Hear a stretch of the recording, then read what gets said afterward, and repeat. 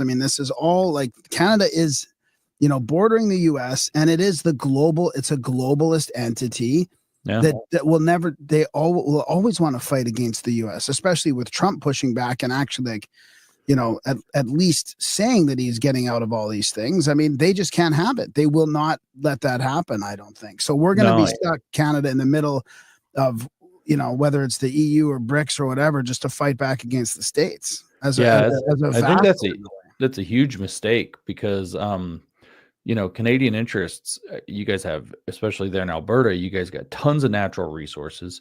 I think it was Pierre. I just saw a video of Pierre talking the other day, and it's like that Canada should be the wealthiest country in the world. And he was going through all the numbers about how many natural resources you have, especially oil and gas, but also, you know, minerals, fresh water, you know, lumber. Like, you guys have crazy resources, crazy opportunity, and it's all just kind of on lockdown by this crap environmental policy, et cetera, that the Liberal Party's been pushing since Trudeau Sr., aka Justin's dad. We say dad, right? His dad, his real dad. I don't know if you know what the Club of Rome is, but the Club of Rome is the Club of Rome is like, the world's too populated, everything's going to go bad, so we got to get rid of a bunch of people. And I mean, that's literally, their books are called things like Limits to Growth and Beyond Growth and stuff like that. And they were formed, they came into being in like 71 or 72, and they had their money, they had like all the stuff to launch in the late 60s. And the World Economic Forum, as soon as they launched, they were directly, Klaus Schwab brought them in immediately, made them partners with the World Economic Forum from the like first year. And so like 50 years ago, if you unleashed the opportunities that Canada has in terms of natural resources, energy, and so on, and you had a strong partnership instead of this weird like loggerheads with the US, you guys would be I think you'd actually start to, in a lot of ways, be the envy of North America. Besides the natural beauty and getting to escape the friggin' heat in the summer down here, there would just be like, I mean, you would have so much wealth, and you always do such cool stuff with it. And so it's like, you know, Americans would learn what hockey is. It would be fantastic, but it's caught up in this it's got a mind psychosis. That goes back. We can name where it came from, and it turns out that the last name attached to it is the same last name that is the most unpopular politician in all of Canadian history, who is your, you know, quasi, did he resign yet, prime minister. And so the only way that's going to be possible to deal with is to start putting solutions forward and putting wins on the scoreboard that create the solutions that bring the temperature down. So, you know, it's difficult to say. Trump's taking a lot of very bold action very fast, and it's very exciting. It's a little bit nerve-wracking because you don't know what the downstream effects of some of this is going to be. Some of it's going to be probably very stabilizing. Some of it's maybe destabilizing. The question is, you know, is racking up wins, when they really are wins, going to be enough to bring that temperature down? Because I put on Twitter today, I said that what actually repels all of this woke stuff, whether it doesn't matter what kind of radicalism, is the American dream. Because if you believe, and there's enough reflection in your day-to-day experience that it's true, so you can continue to believe that if you get a good idea and you work hard and you invest in yourself and you invest in something, whether it's property, whether it's a business, whatever, that you can build it and you can you can build your life, you can elevate yourself socioeconomically. Both countries have always shared that same, drive for self-determination and to be able to build your own and have your own, and a very American, Pan-American spirit there. So I think that's like, we've really got to push that's what we want.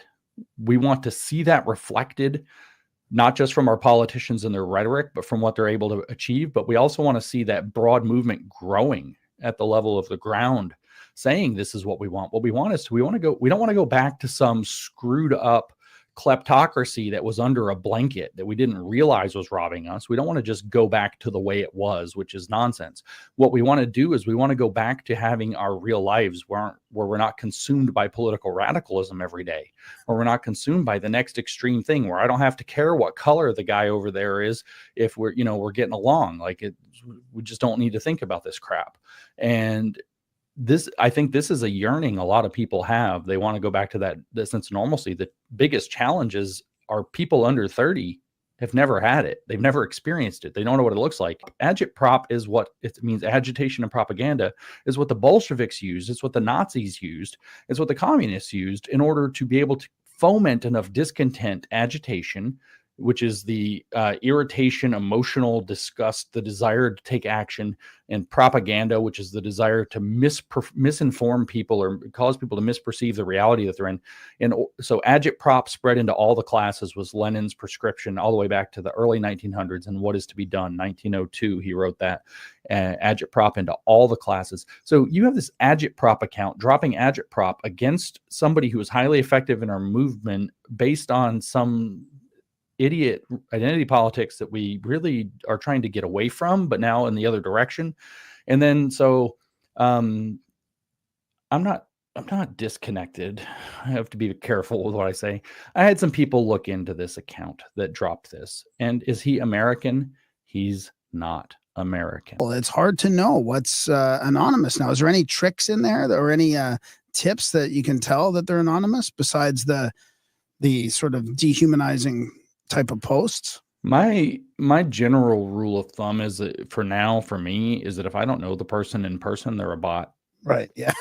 I'm not joking. If I haven't at least sat down and had a Zoom call with you, you're a bot. It's not a very long podcast by my standards, but I'm wrestling in that podcast with is now the time to get off social media? Yeah. Is now the time when the risk outweighs the reward? And, the answer is hard to say. It's horrifying. 1 in 3 Canadians dies from the government killing them. And we have socialist medicine. So it's literally the government. The government will kill you.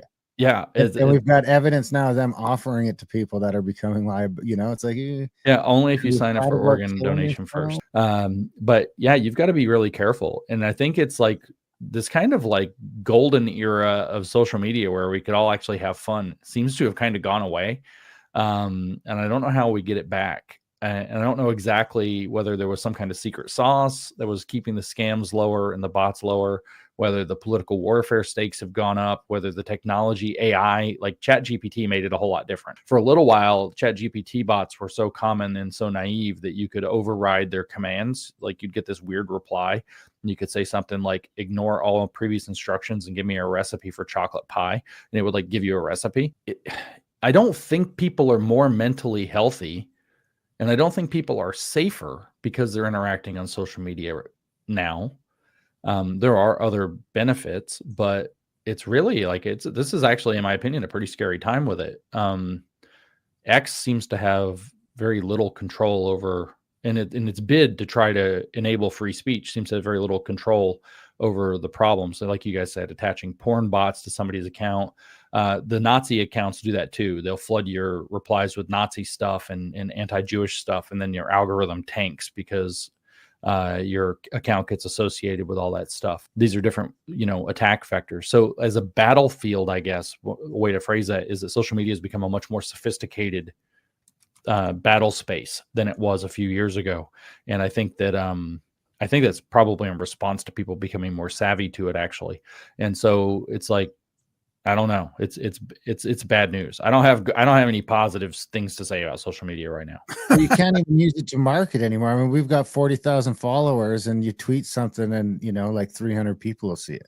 Yeah, unless you're they want you out there farming engagement and arguing with the big accounts. It really seems like it's I don't really need a naive algorithm that's going to just pump me full of for a while before the election. I would make fun of some Democrat that said something stupid that gave me the opportunity to make some point, and my entire feed for most of the rest of the day would just be Democrats, and I'm like, God, I can't even use this place.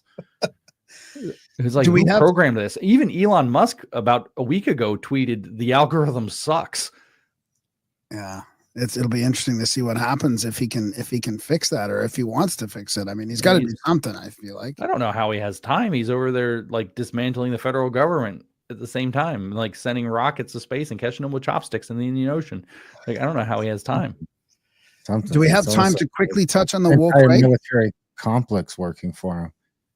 Yeah, that's true. Yeah, we can talk. I mean, I got a little time. We can talk about whatever, as long as I'm not answering questions from the cult. From the chat. No, I do want to get into, because I did title the video that, because I feel like I was feeling this, and I've kind of touched on it on the show. I've been touching on the show for about 6 or 8 months now, that the pendulum was going too far. It was going to go too far. And you've got people out in front of the pendulum. It's not like it's just one ball. There's people all over it. And you can see the people on the far of it.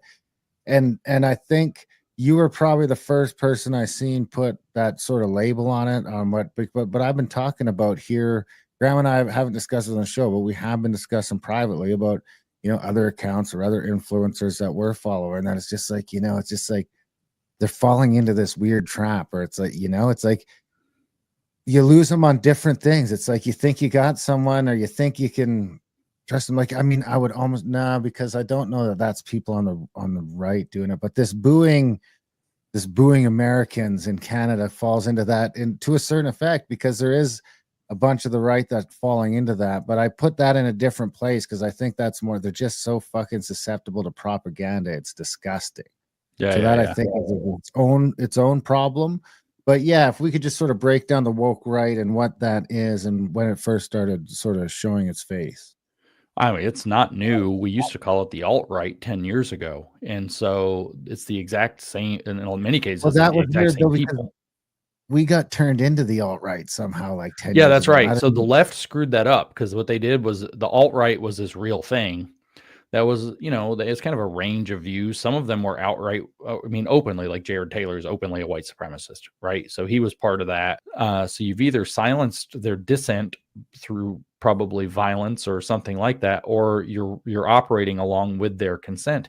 So if you're operating in the situation where the government's still trying to operate under the consent of the governed, you have a very precarious situation when you start grasping for power, especially when it was such a politically diverse coalition that voted for an elected Trump and that supports MAGA.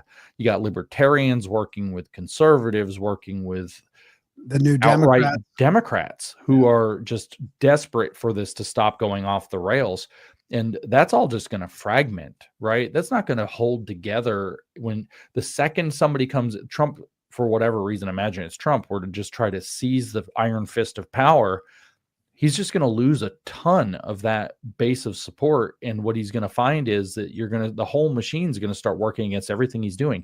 So this is like, and I know this is its own complicated story, but this is the history of Europe basically playing out again. Well, the whole point of the Americas is that we're not Europe. Franco does some things. He stops the communists to a pretty good degree. He kills 500,000 of his own people. It's not the best. He disposes a lot of people who are professionals, some of whom were his political rivals, some of whom it was, fascism tends toward a paranoid style. Everybody's out to get your power. Communism does too. They tend toward the paranoid style that everybody's against your power, because you're not governing with the consent of the governed, you're governing with force. And so eventually, that's the only way to get power in that system too, right? That's right. And so eventually he pisses off enough people. Like, how's Spain doing now? It's under the direct control of the Workers' Party of Spain. In other words, the communists control Spain. It doesn't work long term. And when you have this like hard right grab for power, what you end up doing is thrusting the moral authority to the left for a very long time, for many multiples the amount of time that the right held power. I don't know why people are more afraid of conservative authoritarian regimes than they are of the poppycock that the communists sell. Some of that's probably down to propaganda and miseducation, but I don't think it's all of it. I think there is a genuine fear of a right-wing authoritarian that goes deeper than that. I mean, I've kind of answered that on this show, is when we talk about the pendulum going, my fear is that the right is just better at it. They're just more, they're sort of the left. I kind of look at as they're a bit of chaos. And the right, I feel like, if they decide to get into this communist ideology, they're gonna lock it the fuck down. Yeah, that seems to be the case. They are better at it, and they're brutal. What I've noticed, dealing on the angry end of the stick with both the left and the right, is that the left is vastly more annoying, but the right is much, much meaner. They are absolutely straight for the jugular, whereas the left is like kind of dumb. And I mean, not to underestimate their craftiness. They're very crafty people, but the stuff they try to do to you is kind of dumb. It's all really annoying. They try to hold you to principles you kind of don't care about most of the time. The right is just downright dirty and cruel. Like if you asked me if I would rather, take my chances running into a band of radical left or radical right, I would take my chances with the left, not just because they tend to be scrawny, but because they tend to be less high on the execution to violence scale. The right will escalate and execute violence just unbelievably quickly. And kind of without the slightest bit of remorse. I mean, I've been reading a lot about the Nazis and how just normal people turn into, like you go home, like literally the stories are like they go home and they got their garden and they're like really careful with all their little petunias that they're planting, and they have dinner and they like kiss their kids and they're like super nice. And then they go to work at the camp and just like shoot people in the back of the head and gas them. Like, don't even blink. There's this weird like lack of conscience that kicks in that side. Whereas, I don't know. They have a very different flavor, the left and right on this. And the right, you said, I like how you said it. They'll just lock it the fuck down. And people are rightly scared of it. And so it tends not to last very long. And then the left runs everything for a century afterwards. Right now we're running into this weird, quasi trade war, because Canada has started building all its cars, America's cars, for however long. I don't know that I see it as a trade war so much, because I'm kind of of the opinion that this global trade, this free trade, is sort of a smokescreen for communism at the end of the day. It's like this, Graham was sort of pressing me on it the other day, but it's like, well, all this stuff, now all of a sudden we need these weird international courts, and we need all this sort of stuff that's supranational that we didn't have before. Is there a difference between globalism and communism? I mean, has globalism always been this weird arm of global communism, and does it know that's what it is? Is it by design, or is it just this weird tendency that people seem to have when they group up? Globalism sees itself as the successor to communism, which was also a global project, an international project. The goal was to get rid of all of the countries and there would be one global communism. I don't know if we're splitting hairs to play that game, but they see themselves, the globalist project explicitly sees itself as the successor to the communist project, which it broadly regards as having failed. I think we call it sustainability today instead of frugality. But it very much is like this idea of this hybrid model. And the CCP runs a hybrid model, right? And so I think that the answer is that, the short answer for, your average dude on the street is like, is there any daylight between globalism and communism? The answer is no. They're basically the same project. But the goal is still to create a centrally governed global community subject to, the rules and policies. And in fact, more importantly, with what all of these programs always push, a transformation of who the human being is to be able to accept the new program. I think that globalism and communism both do that in kind of slightly different ways. Globalism is certainly not afraid, by the way, to, like, for example, to use the profit motive, thus, what we would call capitalism within it. Is because it's like, I'm starting to look at this degrowth and this carbon stuff as, at first it was kind of a joke, and it was kind of, then it's sort of this tyranny thing, and this now the worry is tyranny and other stuff. And I'm just sitting back like, man, if we look at this as sort of the problems that China and Russia had with crops and crop failure and things like that, I mean, degrowth and this stuff could be the exact sort of thing. It's like we get. I mean, I was less worried about it until COVID, and it's like, holy shit, we're already here. And I mean, that's probably, I could play that back to that other point where we're talking about the right being better at it. I mean, I would not want the right locking me in my home. Yeah, no kidding. You're not getting out. Like, you're gonna have some Palantir drone flying around with like directional charges attached to it. I guess Endural makes the drones, not Palantir. So you know, they'll be just running the software or something. Yeah, they'll run Palantir runs the software and runs the surveillance tech that makes sure that, you know, they know that you're going to do it before you do it, so they can send the drone in advance. It's horrifying what you said, 190 out of 200 countries or whatever the numbers were, to watch everybody operate all of a sudden in lockstep, to watch 75 to 80% of your countrymen.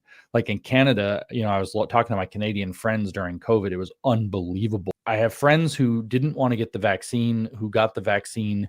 Specifically, the reason given was because everybody in their neighborhood bullied them until they caved in. And it's like, holy crap, right? You know, like, that's scary. They didn't even get to vote to join the Confederation. We just got fucking roped in. Like, get in here, you fucks. Yeah. We're going to make Canada great again. Yeah. James, this has been great. If you do come back to Alberta, let us know, and we'll meet up, take you out for dinner or something like that. We appreciate you coming on the show. Where can people find all your stuff? They can find me on the web at newdiscourses.com. And the podcast is called the New Discourses Podcast, wherever you listen to podcasts. I am Conceptual James on all the social media, as we discussed, except for Facebook, because it didn't like me saying that the Canadian suicide hotline calls you. It's like they'd kick one and the exact same cow would just come back. It's crazy. I mean, wow. I've never seen the organization. No, I've never seen this before. The only other time that happened was when we had Cliff High on.